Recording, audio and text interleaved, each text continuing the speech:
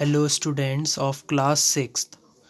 Today we will discuss chapter number 8 in history, and the chapter name is Ashoka the Great. So students, 321 BCE. BCE का क्या मतलब है? Before common era. Chandragupta ने Mauryan empire की क्या करी? स्थापना करी। 232 BCE में अशोका की क्या हो गई? डेथ हो गई थी। 261 BCE में बैटल ऑफ कलिंगा, कलिंगा की जो बैटल है वो लड़ी गई। 268 BCE में अशोका जो है वो अपने सिंहासन पर आए। जो अशोका था वो 268 BCE में राजा बना।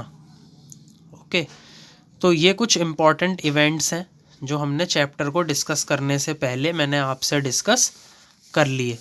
अब आगे बढ़ते हैं। Do you know what an empire is? क्या आप जानते हैं स्टूडेंट्स कि जो एम्पायर है, एम्पायर का क्या मतलब है? साम्राज्य। कि साम्राज्य क्या होता है? How is it different from a kingdom? जो साम्राज्य है वो राज्य से किस तरीके से अलग होता है? Have you ever wondered who built the first empire in India? क्या आपने कभी सोचा है कि किसने सबसे पहला साम्राज्य भारत में स्थापित किया? Let us explore in this chapter. अब हम क्या करेंगे इस चैप्टर के अंदर? इन इवेंट्स को, इन क्वेश्चंस को एक्सप्लोर करेंगे, यानी कि इनके बारे में पढ़ेंगे। तो सबसे पहली हेडिंग है rise of the first empire in India. कि जो भारत है उसमें सबसे पहला साम्राज्य किस तरीके से राइज हुआ, यानी कि किस तरीके से उठा। तो आइए देखते हैं इस चैप्टर के अंदर। The foundation of the first empire in India was laid by the Mauryan dynasty in Magadh. तो चैप्टर में आगे जाने से पहले हम कुछ इम्पॉर्टेंट टर्म्स हैं स्टूडेंट्स, उनको पढ़ लेते हैं। जैसे कि एम्पायर, एम्पायर का क्या मतलब था? बताया था मैंने, साम्राज्य। An empire is a very large kingdom. जो साम्राज्य है ये एक सबसे बड़ा क्या है? राज्य है। It is ruled by an emperor. ये किसी सम्राट के द्वारा क्या किया जाता है? रूल किया जाता है। यानी कि कोई सम्राट उस साम्राज्य पर क्या करता है? शासन करता है। An empire needs more resources and officials for its maintenance. जो साम्राज्य है उसे ज़्यादा से ज़्यादा संसाधन और जो ऑफिशियल्स हैं फॉर इट्स मेंटेनेंस। मेंटेनेंस का क्या मतलब है स्टूडेंट्स? रख रखाव। तो किसी भी साम्राज्य को ज़रूरत पड़ती है संसाधनों की और ऑफिशियल्स की, ताकि उसका क्या हो सके? रख रखाव, यानी कि मेंटेनेंस हो सके। Also a large army is required for its security. और किसी भी साम्राज्य की जो सिक्योरिटी है, जो उसकी सुरक्षा है, उसके लिए एक बड़ी आर्मी की क्या पड़ती है? ज़रूरत पड़ती है। फिर आते हैं किंगडम पर। किंगडम क्या होता है? राज्य। एक kingdom is smaller than an empire. जो राज्य होता है स्टूडेंट्स वो साम्राज्य से छोटा होता है। It is ruled bye a king. और इसके ऊपर कोई जो राजा है वो अपना शासन करता है। अब आते हैं डायनेस्टी पे। डायनेस्टी का क्या मतलब होता है? वंश। A dynasty is a line of rulers. जो वंश होता है that is the line of rulers. मतलब एक के बाद एक जो शासक शासक होते हैं वो एक के बाद एक आते जाते हैं फ्रॉम द सेम फैमिली, और एक ही परिवार से होते हैं। वो सभी शासक जो होते हैं वो सब एक ही परिवार से होते हैं। तो वो क्या बना लेते हैं, डायनेस्टी बना लेते हैं, यानी कि वंश बना लेते हैं। अब चैप्टर को यहाँ से स्टडी करते हैं। The foundation of the first empire in India was laid by the Mauryan dynasty in Magadh. तो जो सबसे पहला साम्राज्य स्थापित हुआ भारत में, उसका क्या, वो किसने, वो कौन लेकर के आया था? मौर्यन डायनेस्टी, यानी कि जो मौर्यन वंश है मगध में, उसने क्या करा था, पहले यानी कि जो फर्स्ट एम्पायर है, जो पहला साम्राज्य है भारत में, उसकी स्थापना करी। The Mauryan dynasty has had 3 great emperors. जो मौर्यन डायनेस्टी थी, मौर्यन डायनेस्टी के अंदर 3 बहुत महान राजा हुए। उन तीनों के नाम क्या क्या थे? चंद्रगुप्त मौर्य, बिंदुसार एंड अशोका। ओके, तो चंद्रगुप्त मौर्य ने 321 BCE यानी बिफोर कॉमन एरा में भारत के अंदर सबसे पहला साम्राज्य स्थापित किया, जो कि कहाँ पर किया उसने? मगध में। He met Chanakya. तो वहाँ पर वो किन से मिला? चाणक्य से मिला। चाणक्य को और क्या बोला जाता है? कौटिल्य बोला जाता है। Who was a wise and shroud ब्राह्मण, जो कि कौन थे? एक बुद्धिमान और चालाक ब्राह्मण थे। With his help Chandragupta laid the foundation of a strong empire. और उनकी मदद से जो चंद्रगुप्त थे, उन्होंने काफ़ी मजबूत साम्राज्य की स्थापना करी। अब आगे बढ़ते हैं। The empire stretched from Bengal and Assam in the east to Afghanistan and Baluchistan in the west. जो साम्राज्य था वो कहाँ से खींचा? बंगाल से असम की तरफ। इन द ईस्ट, पूरब में। टू अफगानिस्तान, फिर वहाँ से ये अफ़गानिस्तान की तरफ खींचा चला गया। And Baluchistan in the west, जो कि कहाँ पर थे? पश्चिम में। And Kashmir and Nepal in the north. जो कश्मीर और नेपाल थे वो कहाँ गए? दक्षिण में। To the Deccan plateau in the south. फिर वो कश्मीर और नेपाल जो कि कहाँ पर थे? उत्तर में थे। वहाँ से वो कहाँ पे खींचे चले गए? डेक्कन प्लेटू की तरफ, जो कि कहाँ पे था? दक्षिण में। It included large cities like Pataliputra and provincial capitals such as Ujjain and Taxila. तो उसके अंदर जो बड़े बड़े शहर थे वो क्या क्या शामिल हुए? पाटलिपुत्र और प्रोविंशियल यानी कि प्रांतीय कैपिटल्स, प्रांतीय राजधानियाँ, जिनका क्या नाम था? Ujjain and Taxila. The empire also included villages and forest. और उस साम्राज्य के अंदर गांव और जंगल, ये भी क्या हुए? शामिल हुए। People of this huge empire had different means of livelihood, languages, food and clothes. जो लोग थे जिन्होंने इतना बड़ा साम्राज्य बनाया, उनके पास बहुत अलग अलग प्रकार के साधन हुआ करते थे, जिनमें रोज़ी रोटी यानी कि लेवलीहुड, लैंग्वेजेस यानी कि भाषाएं, फूड यानी कि खाना, एंड क्लोथ्स यानी कि कपड़े, ये सब अलग अलग साधन हुआ करते थे। अब अगली हेडिंग आती है स्टूडेंट्स, सोर्सेज ऑफ इंफॉर्मेशन। तो सोर्सेज ऑफ इंफॉर्मेशन में सबसे पहले हम डिस्कस करेंगे अर्थशास्त्र के बारे में। Chanakya is credited with having written Arthashastra. जो चाणक्य थे उनको किस बात का क्रेडिट मिला था कि उन्होंने इतना बड़ा जो अर्थशास्त्र था उसको लिखा था।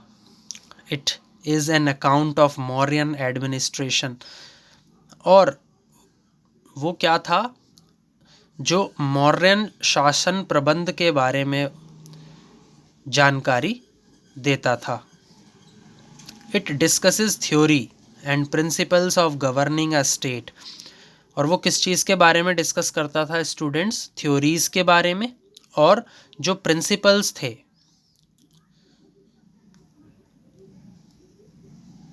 ऑफ गवर्निंग ए स्टेट, कि किसी भी स्टेट का यानी कि किसी भी राज्य का संचालन कैसे हो, उन सभी थ्योरीज़ और उन सभी प्रिंसिपल्स के ऊपर उसका वो जो अर्थशास्त्र था वो डिस्कशन किया करता था। It prescribes solution to the problems associated with governing an empire. It prescribes का मतलब निर्धारित करता है। उसने क्या निर्धारित किए? सॉल्यूशंस यानी कि समाधान निर्धारित करे। To the problems associated with governing an empire, कुछ ऐसी प्रॉब्लम्स यानी कि कुछ ऐसी परेशानियों को उसने उन सॉल्यूशन के साथ में जोड़ा, जिससे क्या हुआ, जो कोई साम्राज्य था उसका संचालन हो सके। ओके, तो कुछ इस तरीके के जो सॉल्यूशंस थे वो उस अर्थशास्त्र के अंदर निर्धारित किए गए। Several of the suggestions are still relevant in the modern world. कुछ इसी टाइप के जो सजेशंस थे दे आर स्टिल रिलेवेंट, वो अभी भी इस मॉडर्न वर्ल्ड में मिलने बाकी थे। अब दूसरा है indica. Megasthenes was a Greek historian who came to India as an ambassador of Seleucus Nicator। जो मैगस्थनीज था वो क्या था? एक ग्रीक हिस्टोरियन था जो कि कहाँ पर आया? भारत आया as an ambassador of Seleucus Nicator.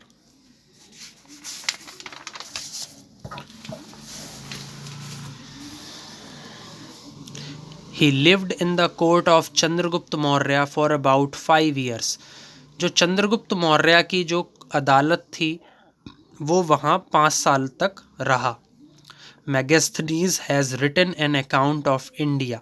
Megasthenes ने भारत का जो अकाउंट था उसके बारे में लिखा। And also that of Chandragupta reign in his book entitled Indica. और उसके अंदर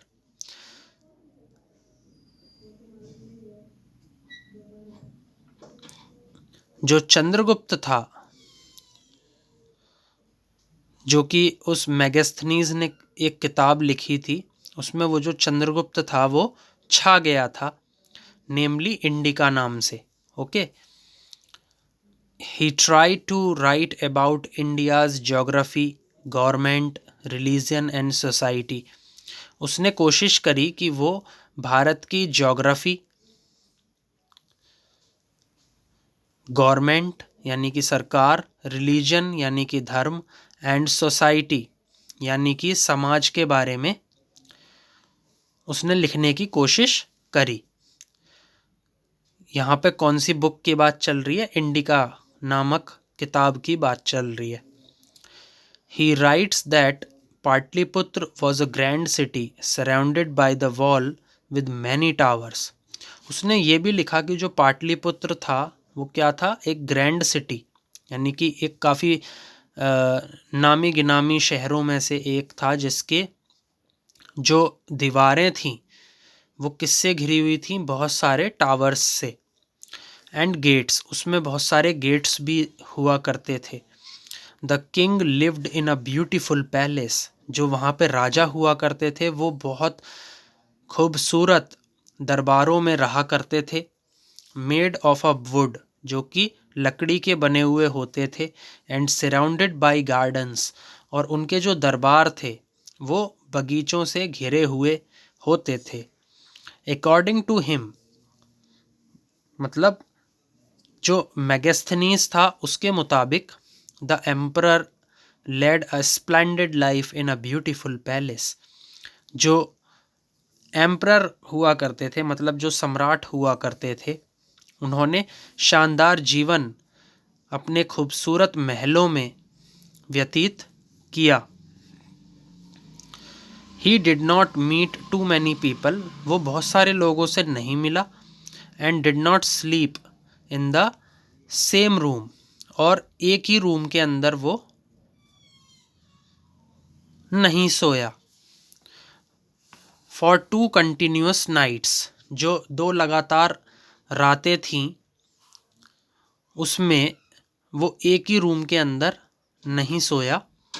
the emperor had unlimited powers, जो सम्राट हुआ करते थे उनके पास बहुत सारी ताकतें हुआ करती थी, and kept himself well informed about the empire through a system of spice.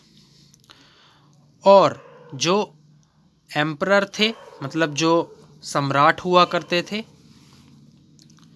वो अपने आप को भली भांति उस साम्राज्य से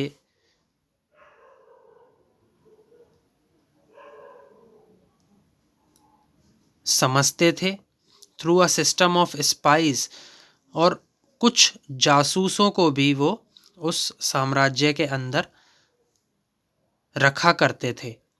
even the food to be eaten by the emperor was first tested by special servants.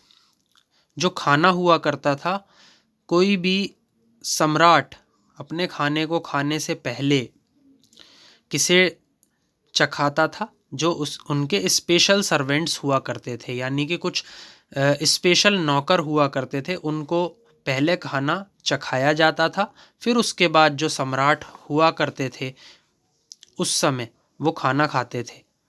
The emperor went out of the palace in a grand procession. जो राजा हुआ करते थे या जो सम्राट हुआ करते थे, वो अपने महल से बहुत जब बड़ा झलूस निकलता था उसी के अंदर जाया करते थे, एंड अंडर स्ट्रिक्ट सिक्योरिटी, और उनकी जो सुरक्षा थी वो बहुत स्ट्रिक्ट थी। तो सुरक्षा मिलने के माध्यम से जो राजा हुआ करते थे उस समय वो जुलूस में जाया करते थे। ही सेट ऑन अ गोल्ड पैलेंक्विन, जो सोने की क्या होती थी, पालकी हुआ करती थी, वो उसमें बैठा करते थे।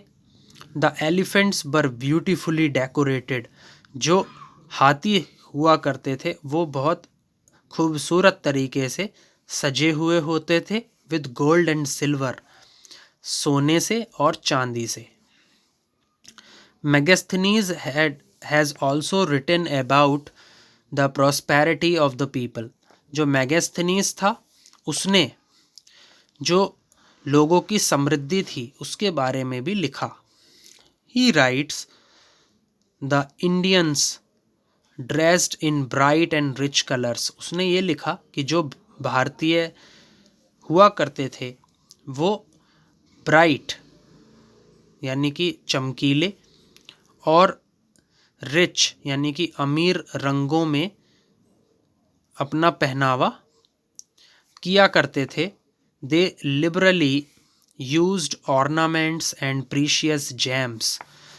वो उदारतापूर्वक ऑर्नामेंट्स यानी कि जो आभूषण हुआ करते थे उनका उपयोग किया करते थे, एंड प्रीशियस जेम्स, और जो कीमती जवाहरात हुआ करते थे उनका उपयोग किया करते थे।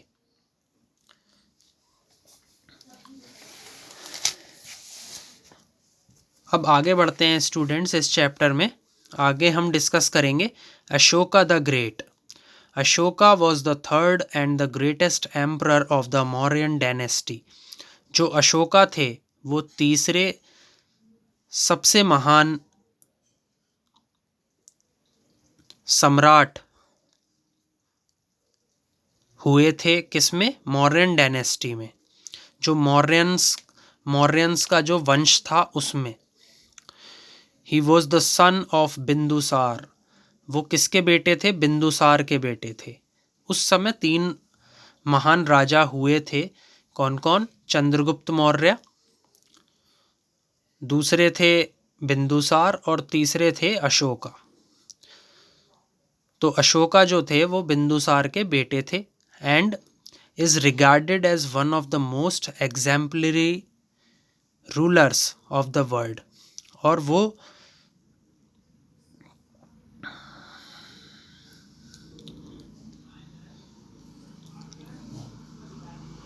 उन्हें जो दर्जा मिला था वो बहुत ही ज़्यादा उदाहरणात्मक रूलर्स यानी कि शासकों में से एक थे पूरी दुनिया में।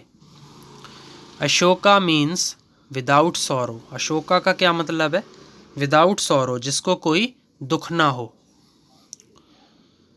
He was a skilled. Skilled का मतलब है कुशल, एंड ब्रेव। ब्रेव का मतलब है बहादुर। तो वो एक कुशल और बहादुर क्या थे? योद्धा थे, वॉरियर थे।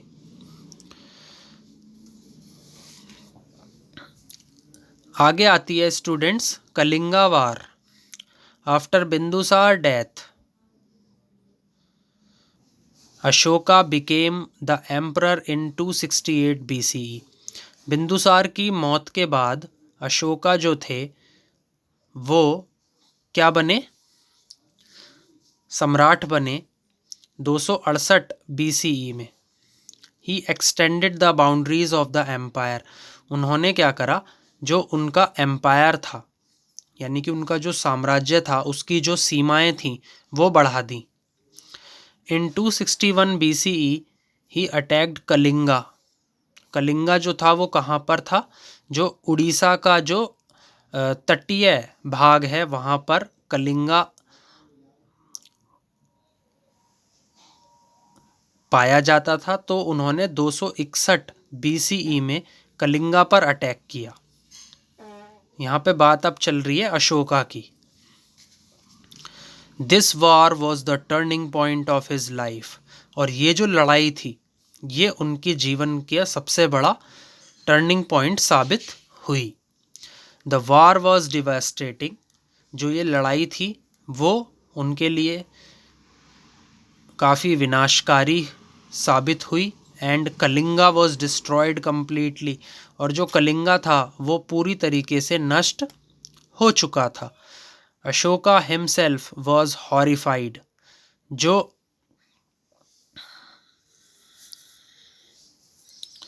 अशोका थे वो खुद में ही क्या हो गए थे? काफ़ी ज़्यादा अत्यंत भय उन्हें हुआ इस लड़ाई के बाद। व्हेन ही विटनेस्ड, जब उन्होंने देखा, द ब्लड शेड यानी कि रक्तपात होते हुए उन्होंने देखा। More than 1 lakh people were killed. जो 1 लाख से ज़्यादा लोग बाग थे वो उस समय उस लड़ाई में मर गए। After realising the consequences of war, मतलब जब उन्हें एहसास हुआ और उन्हें किस बात का एहसास हुआ कि जो उन्होंने इस लड़ाई को करा उस लड़ाई का जब परिणाम उन्होंने देखा उसका उन्हें एहसास हुआ। Ashoka gave up warfare. तो अशोका ने युद्ध वापस दे दिया। And his policy of conquest, और जो उनकी नीति थी कलिंगा पे विजय हासिल करने की उसको उन्होंने क्या कर लिया था? ले लिया था। ही एम्ब्रेस्ड बुद्धिज्म। उन्होंने बुद्धिज्म को गले लगा लिया। जो बुद्धिज्म क्या था? रिलीजन था। उन्होंने बुद्धिज्म रिलीजन को गले लगाया। And swore he would rule and conquer by dhamma. और उन्होंने कसम खाई कि वो